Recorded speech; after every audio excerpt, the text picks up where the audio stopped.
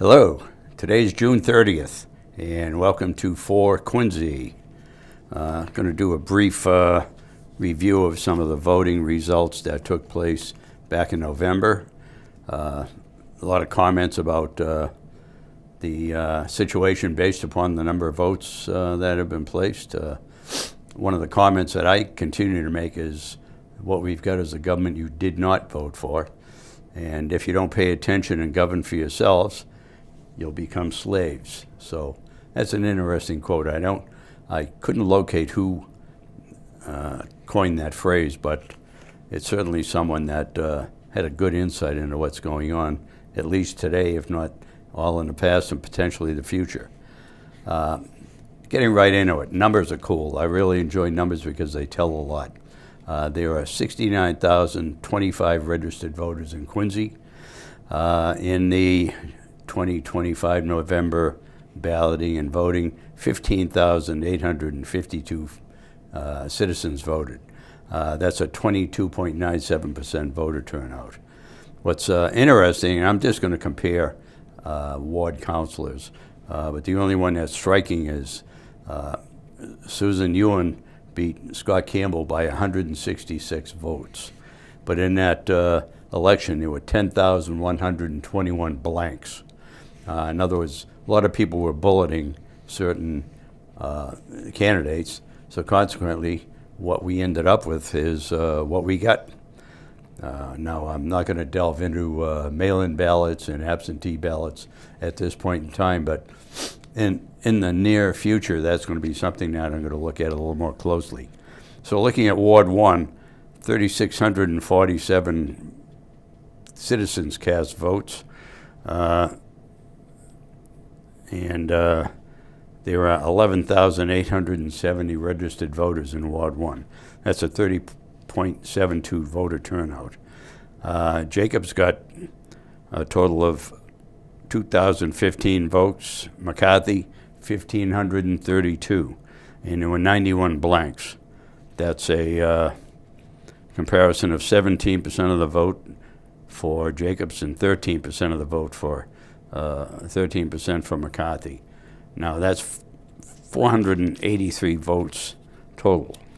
That's not too impressive, but it's enough to carry it over. Ward 2 and Ward 3 were, Ward 2 was unopposed, Richard Ash, and he had a pretty good turnout. And Ward 3, Walter Hubley and Thrun. Walter beat her by 103 votes. He pulled in 51.82% of the vote, and she pulled in 47.83%. That was with a 22.72% voter turnout. In other words, in that ward, 11,824 registered voters, only 2,686 turned out. Not too impressive, but it reflected pretty much what went on in the city. Ward 4, Virginia Ryan beat Jim Devine by 45 votes. 45 votes, how about that? Okay, it wasn't much of a margin. Ryan pulled in 50.98% of the vote, and Jim pulled in 48.77% of the vote. These are scary numbers, and there was only a 17% turnout in that ward. So a lot of people stayed home, and there were only 56 blanks. So that's a stark reference to voter turnout, and I don't know whether it's apathy or just the assumption that someone was going to get in regardless of whether they voted or not.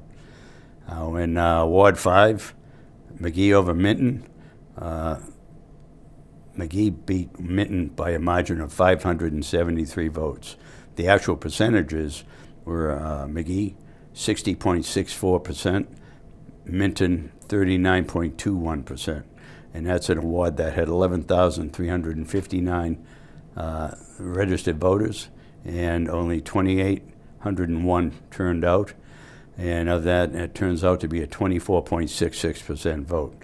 There were 128 blanks. Now in Ward 6, Riley over Harris. Riley pulled in 59.17% of the vote. Harris pulled in 40.49% of the vote. There were 80 blanks. That's a 552 vote margin. Now this is it's an interesting commentary where there were a total of 6,424 total votes, which is 9% of the voters registered. 40.52 voters cast votes for the Bully Alliance. There were 355 blanks. And again, I reference you get the government you didn't vote for, especially when 9% of the voters of the total vote only voted for the Bully Alliance. Now, there's always a lot of commentary that's referencing that they speak for the voters, they speak for the citizens of Quincy. Well, take a look at the numbers. There aren't many people they're speaking for, but it just so happens they did carry the election. So through exploiting the low voter turnout, doing some very targeted, selective canvassing with names of people that were signed on with Ms. McGee and her 5,000 signatures that ended up in a basket. They had a very focused group of folks that they were going to nail as far as emphasizing their story. So again, it boils down to you get the government you didn't vote for. Okay, something a little more cheerful. Happy birthday, America. July 4th, 250 years, signing of the Declaration of Independence. The Constitution came a couple of years later. But the Declaration of Independence was signed first and foremost by John Hancock, who was born in the city of Quincy, along with John Quincy Adams, and Abigail Adams. Also following in a line, Joshua Quincy, who was active in the Revolutionary War, and Joshua Quincy Jr., who was a lawyer. These are people, I don't know, and most of them are buried across the street from the First Parish Church in the cemetery right next to City Hall. There should be something to pay tribute to that. Interesting. And John Hancock, who was the first signer of the Declaration of Independence, put his signature down. It was up front and center, the largest of all of them. Everyone else followed suit that did sign it. So, again, just a happy birthday to America. Enjoy the day, enjoy the 4th, stay safe. Go over to Marina Bay if you don't have anything else going on that day, or 3rd, 4th, and 5th.